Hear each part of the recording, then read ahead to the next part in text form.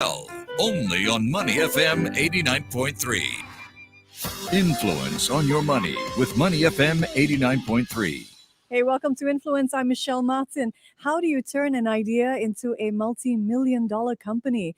Today we meet a man behind, the man, I should say, behind, yes, you see right up there, the Scrub Daddy, the smiley face sponge that has become a huge household sensation. And with a tie-up with Unilever International, you could soon get your hands on a sponge when you clean with Jif products. It's a partnership set to make co-branded products available in the US and multiple global markets, I understand. Launched some 10 years ago, Scrub Daddy has seen its sales consistently double year on year. It's recently crossed the 670 million US dollar mark in sales. Amazing. And for most of us, I think the first glimpse we had of the Scrub Daddy smiley face sponge was thanks to ABC's hit TV show Shark Tank. It's since become one of the top 5 most successful companies in the history of Shark Tank. And that turned Aaron Krause, once a 37-year-old running an international manufacturing company, into one of the world's most recognizable investors after he created a more comfortable way to clean. So welcome, CEO of Scrub Daddy, Aaron Krause, to Money FM 89.3 and to Singapore. How are you? Michelle, thank you so much for having me, and I'm excited. I'm ecstatic to be in Singapore. It's my first time, but guaranteed it won't be my last. And I see you're all decked out in some Scrub Daddy bling as well. I think the number one thing that you need to do as an entrepreneur is to brand yourself always and live your brand. I eat, sleep, and wear Scrub Daddy on a regular basis. I'm very proud of the brand, and I think it really resonates when people see how much you believe in it. It's infectious, and they believe in it as well. Well, thanks for joining us. We're so excited to get an update on the Scrub Daddy company and how the brand is doing. It's been 10 years since the original airing of that pitch and the bidding war on Shark Tank. That was back in 2012. Aaron, please take us back to the early days. Your idea has powered one of the fastest growing startups in the US. What do you think startup founders really need to understand when they're gunning for success? Well, I think the first thing is that you kind of give up your life. If you're going for success and you're going to start your own business, you have to realize that you're actually going to marry your business, and you're not going to be an employee. It's not a 40-hour work week. It's 24 hours a day. I eat and sleep and with my phone in my hand, constantly working all the time. And now I'm on a different time zone, so I'm literally doing business 24 hours a day. So you really give up a little bit of the pleasures of life. But there's a great trade-off. To grow a business that is an invention that you came up with is extremely rewarding. And I think one of the other things that you need to do as an entrepreneur is to make sure that when you start that business, that you charge properly, because a lot of entrepreneurs go for like the big volume, and they try to compete with everybody else at the price, the lowest price, and they're always fighting price. If you have the best product in the world, the first thing you need to do is get some protection on it. It's intellectual property, patents, trademarks, or some kind of exclusivity lockdown. Then when you own that intellectual property, you should charge for it. You're not a commodity anymore, and there shouldn't be a race to the bottom for price. You really need to charge appropriately, because when you're in business, things will go wrong. And if you don't have enough profit margin to weather the storm, or even to grow the business with research and development and marketing, you're not going to make it. Did you always build the company with the idea of scaling it in the largest possible way, even in the early days? So this is not my first business. This is actually my 5th or 6th. And every business that I start, I not only have a plan to scale it, but you're always also looking for your exit plan. When you build a business, a lot of people just build it and they just fly by the seat of their pants. They have no idea where they're going with it. Some businesses you want as a legacy. You want to give it to your family. You want to give it to your children. Some businesses you want to merge with somebody else, and some businesses you want to sell. My last business, I sold it to a multi-billion-dollar conglomerate called 3M, and they still have my business going and running. I'm not part of it, of course, but it's exciting to see the products that I invented now all over the world. And so you're always looking not just for scale, but you're looking for how is the business going to develop and flourish, and then eventually, how are you going to exit the business? You are an inventor. Tell us, how did you outdo all those engineers out there to create the ultimate household sponge? I mean, where did all this knowledge of foam as a material come from? Well, let's start with a couple things. The first is, whenever I invent something, it's because I recognize a problem in my life. So it has to bother me personally. And I happen to be an expert dishwasher. So in my family, I was taught at an early age, the way you thank your mom for making a nice dinner is you do the dishes. And I know everything about dishwashing. That's number one. Number two is the last business I told you about that I sold to 3M.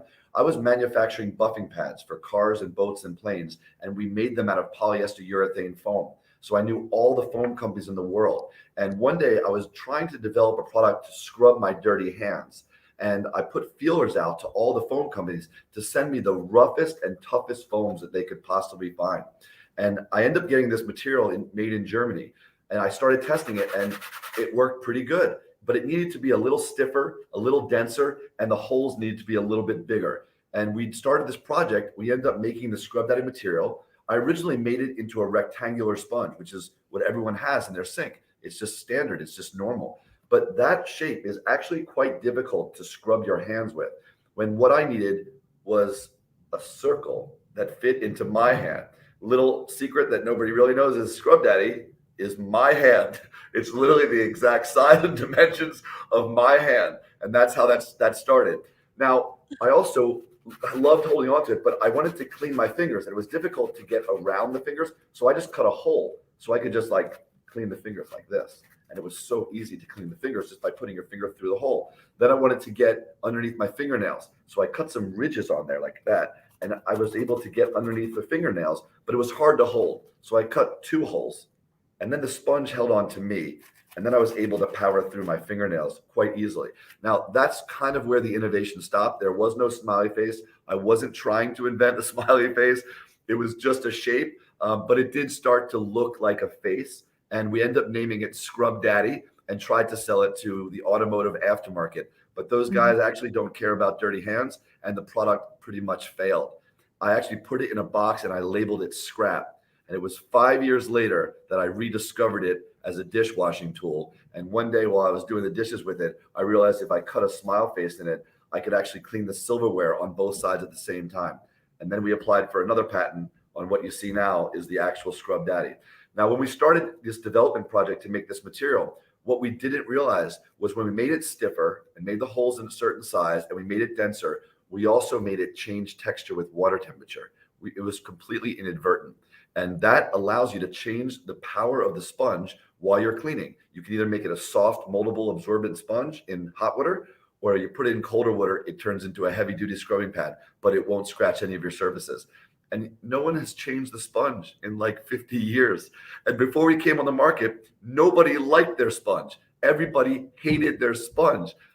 When you come out with a smiley face sponge that doesn't smell and doesn't scratch, I think it's going to be successful. Oh my gosh, $650 million later, here we are. What role do you think serendipity or luck has played in your success? I don't believe in luck. I believe Really? luck is when hard work and perseverance meets opportunity. If you lay under a rock and hope your business will succeed, you will not have luck.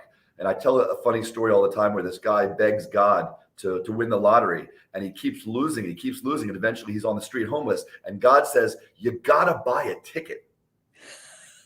I love that. So, Absolutely love I that. don't believe in luck. I believe, you put yourself in situations where luck can happen. Mhm. And that to me is what luck is. You had an early deal with 3M, you mentioned a while ago, and now you're looking at partnering one of the largest consumer good companies, Unilever. Was partnering a big brand always part of your own playbook? Actually, it wasn't. So I wasn't even trying to. Unilever reached out to me. They have a product that's, obviously you guys all know it, but we don't know it in the United States. This product called Sif or Jif. In the United States, we don't have this product. And one day I got a call from someone at Unilever, and they said, "How would you like to partner with us on this Sif product and sell it for us in the United States, because you're in all the major retailers that we want to be in?" And I said, "No, no, thank you. I don't sell other people's brands."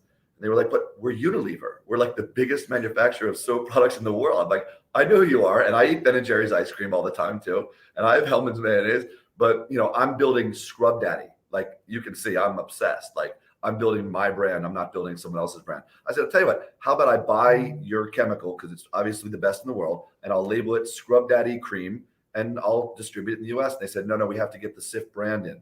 I said, okay, how about if we partner and we make the Sif brand part of the Scrub Daddy? Where my hand at? So we put Scrub Daddy and Sif on the same bottle. And now it's a co-branded partnership that I could work with. Then I said, how about we do the same thing? You're selling your product everywhere in the world that I'm not selling Scrub Daddy. Why don't we put the Sif and Scrub Daddy on the same package and you guys distribute our sponges around the world? And they said, absolutely. That is the first time I've ever done a co-branded partnership. And it's because a company like Unilever adds such clout and such validity to our brand that the two together create an unstoppable force. What have you had to change about the company because of this tie-up, manufacturing supply chains? Talk to us a little about that. So far we haven't changed much other than starting to manufacture. We already had a factory in Hanoi, Vietnam, and now we're using that facility to supply Southeast Asia. And eventually we'll start to open up areas in Europe that Unilever is really strong in. But I haven't really changed much about the company other than the packaging and really putting it out to the PR and to the world. Like I'm partners with one of the largest companies in the world, and everybody should be looking out for this product coming. We're talking with the CEO of Scrub Daddy, Aaron Krause. Aaron, take us behind the scenes of Shark Tank. Lori Greiner cut a deal with you after a bidding war. Really, what a terrific pitch. Amazing. How Thank you. hard do sharks really work on a company after the show? I mean, how instrumental was Lori to Scrub Daddy's success? So right after the show, we immediately got to work together, and she had a lot of ideas about packaging, and I brought her into some meetings with high-level companies like Walmart and Bed Bath and Beyond, and they loved having her there. She quickly understood also that I'm not like a beginning entrepreneur. I'm not a novice. I sold my last company to 3M. I already had 20 patents at the time, and I had a lot of experience. And she knew that I knew what I was doing. And so she was like, I want you to do what you do. Let me go and be a PR machine for you. And so she went out on the circuit and just started talking on CNBC and Good Morning America and The View about our partnership and really actually about our friendship. And that just helped to really boost the company and our visibility and awareness. And then she started on Shark Tank with other entrepreneurs. When they were trying to pitch, she would say, well, you saw what I've done with Scrub Daddy, right? And so she would utilize our partnership. But as soon as that happens, our website explodes and we get all of these new sales. So she's been an absolute PR machine. We're very close on a personal level, but quite honestly, she knows that I know how to run this business, and she doesn't want to like do anything that would mess up what I'm doing. So we have a great understanding together. Amazing. One of the most Googled questions is what happened to Scrub Daddy after Scrub Tank, as in who owns Scrub Daddy? What happened to Aaron Krause? Tell us a little bit about Yeah. company ownership. I own the company with Lori. That's it. She's a That's shareholder in it. the company, and that's it. I own. I can't tell you the exact percentage, of course. You wanted to know some behind the scenes of Shark Tank. There's so many interesting phenomena that happen, but one of them is that there's no deal until there's a deal that's signed by lawyers, and a lot of times the deals adjust after the show. In fact, more than 50% of the deals blow up right after the show, because people go on and they say, I've got 2 patents, and afterwards you go into the actual process in business called due diligence. You can't just make a deal and shake on a handshake and then exchange checks. It's like buying a house. You go and you negotiate and you put a price down. Right afterwards you have an inspection, and when you find out that there's termites and the roof is falling apart, the deal is usually fall apart, or the price has changed, stuff like that. So Lori and I did consummate a deal. She is a shareholder. I just can't tell you the exact nuances of that deal, but I can tell you we're both very happy, and she is a shareholder to this day. But she and I are the only 2 owners of the company. Incredible. Have you had to field off other offers that have come your way? Yes. I get a call once a day from like a private equity firm that wants to, invest in the company and buy a bunch of shares. But I'm not interested in selling to private equity. So interesting. That's not the goal of the company. We're That's just like giving away, your hard work for something that I think, eventually will happen symbiotically and organically for us. I What will does tell this? you, Yeah, go I just ahead. want to tell you an interesting thing about behind the scene of Shark Tank that I think some of your viewers will really appreciate. You know, what you see on Shark Tank is only about 10 minutes of what's actually an hour and a half to 2 hours of filming. And it's all live to air. So what happens is you go in and you do your pitch and they're filming nonstop the whole time. And if you mess up or you freeze and they yell cut, there is no show. You leave and they just bring the next entrepreneur in, and they literally delete the footage. So you're in there and it's one take and it's all live and you do the whole thing. But then after that, they edit it down to the best 10 minutes of the show. So I was in there for an hour and a half getting completely grilled. And when I say grilled, they have a heat lamp over the top of you. So you're dripping in sweat. And it's pretty funny. Also, it looks like when you walk in the show that you just, the doors open and you just launch into your pitch. That's actually not true either. You go in and you stand on an X on the floor, and it takes about 5 minutes before the sharks, they say go. And during that time, you're getting stared down by all the sharks, and you're not allowed to move or talk. And it's the most uncomfortable 5 minutes of your entire life. That is such great insight. It's one of my favorite shows. Our listener Darren Lim also joining us on our live broadcast on YouTube, saying he loves the show, loves watching from Singapore as well. So a lot of fans here. Aaron, when you walked onto the Shark Tank stage, did you think you were going to get a deal? I 100% thought I was going to get a deal. I 100% did not think I was getting a deal with Lori. In fact, Lori was not supposed to be on my show. I was on season 4. In season 4, Lori was a guest shark, and I had not practiced for her. I was going for Mark Cuban, to be honest. I thought, we're both sports fanatics, and he's a billionaire, and he's going to recognize right away who I am. And the producers came into my dressing room about an hour before the show and said, so we're going to change things up a little bit. Barbara Corcoran, the real estate guru, she's not going to be on the show. We're going to replace her with this woman called Lori Greiner. And she is, they call her the queen of QVC. Aaron, aren't you already selling on QVC? Yeah, I am. Oh, well, she gets people on QVC and you're already on QVC. So she's the first one out. 1 down, 4 to go. And they slammed the door shut and left. And I walked on the show thinking, don't talk about QVC at all. And within the first 2 minutes of the show, they started asking me, where am I selling it now? And I'm trying to say, oh, like in a couple stores in Philadelphia and like a shopping network. And they're like, what shopping network? And I'm like, oh, here we go. I've been on QVC a few times and I'm just waiting for Lori to say, oh, well, then I'm out. And instead, she says, you know what, Aaron?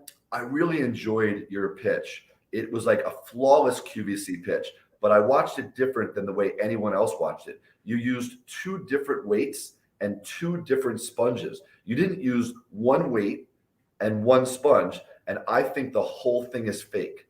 And I was like, no, it's 100% real. And she said, okay, let me come down now off the set and let me dip mine into the hot and cold water. So I said, well, come on down. She came off the set. She dipped in the hot and cold water. Of course it works. And the sharks are screaming, Lori, is it work? Is it work? And she says, she's standing like this close to me. And she goes, oh my God, it's magic. And I said, oh my God, in my head, I'm like, she's going to be my shark. And lo and behold, here we go. And she ends up bidding out everybody else. And she's the perfect shark for me because we are both entrepreneurs, inventors. We both were on QVC, and we both have this outgoing personality. And to this day, we still maintain a really strong friendship. What a great story, Aaron. Speaking, you just described yourself as an inventor. You have a line of 88 cleaning tools. You showed me earlier Scrub Mommy. There's BBQ Daddy, I Oh understand, my God. and Soap Daddy as well. Soap Daddy, Eraser Daddy, Scour Daddy Steel, Dish Daddy. We just launched a toilet wand. We have a barbecue brush. I mean, every day that's what we do now. We have an ideation meeting like once a month, and we sit together and brainstorm about what problems did we have this week in the bathroom, in the kitchen, in the household, and then we try to find solutions to them. I have a whole engineering department and an R&D lab with 3D printers, and we get to work right away. I now have 52 patents. Have you cracked how to clean the inside of your water bottle? Have you cracked that yet? Yes, 100%. It's called Scrub Daisy with the cactus brush, and you can see it online at scrubdaddy.com/smileshop. So the family tree of Scrub Daddy, it's set to grow, huh? That's the plan. The plan is, if you ever sit still in business and become stagnant, someone will come and eat your lunch. And so that's what we do. We're constantly trying to come out with, the next greatest thing in business. The minute that you become complacent, which is what happened to every other sponge company, by the way, at this point, they all were like, who needs to change the sponge? Sponge is a sponge and no one really cares. Well, guess what? We're now the second largest sponge company in the US because they were not iterating. They were not trying to invent. They were not trying to come out with the better product, better materials. We're still even working on the next best, 2.0 version. And what would that look like? Can't tell you yet. You'll just have to come back on Money FM. Here's another great advice as an entrepreneur. Make sure you have someone sign an NDA or a CDA before you disclose your ideas. Well, such a pleasure speaking to you. Welcome to Singapore, and I hope you come back. CEO of Scrub Daddy, Aaron Krause, such a pleasure to speak with you. Thank you. Bye, Michelle. Pleasure. Thanks, everybody. Bye-bye. This has been Influence on Money FM 89.3.